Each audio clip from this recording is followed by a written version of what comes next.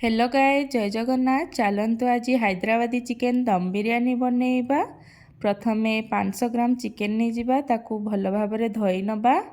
एबे सेथिरे किछि दही ऐड करि नबा। एबे गोटे चामच हल्दी गुंड, गोटे चामच लंका गुंड, टिके चिकेन मसला आ अल्प बिरियानी मसला भी दे दबा। एबे अदा रसुण आ सुखिला लंकार पेस्ट गोटे चामच दे दबा। किछि पुदीना पत्र आ धनिया पत्र भी ऐड करि नबा। ताकू भल भाव गलैकी मेरिनेशन पाई गोटे घंटा रखीदबा।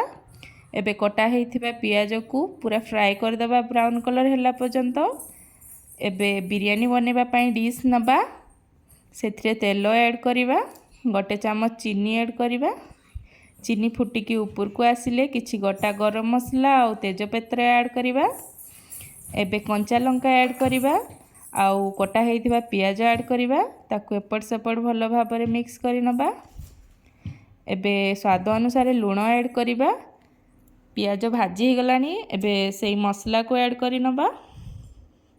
ताकू एपट सेपट भल से भाजी नबा।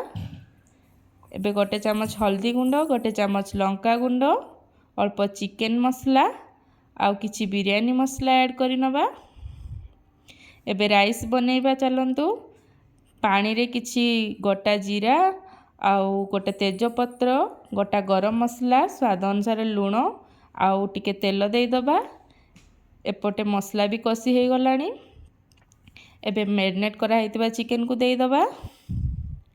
ताकू एपट सेपट भल भाव मिसई नबा। एबे ढांकी की टिके कुक करि नबा। एबे पानी गरम हो गलानी, राइस को पकई दबा। एपटे चिकेन भी हो जाइए, सेपटे राइस भी हो जाइए। एबे चिकेन ऊपर राइस को दे दबा, पूरा समान करके दे दबा। एबे भजा होइथिबा पियाज को ता ऊपर दे दबा। धनिया पत्र आ पुदीना पत्र भी दे दबा। धनिया पत्र पुदीना पत्र दे सारा परे किछि कलर दे दबा। कलर देले बहुत बढ़िया देखा जाय बिरयानी। एबे दुईटा अंडा देकी ताकू दम करबा पई झाड़ी दबा।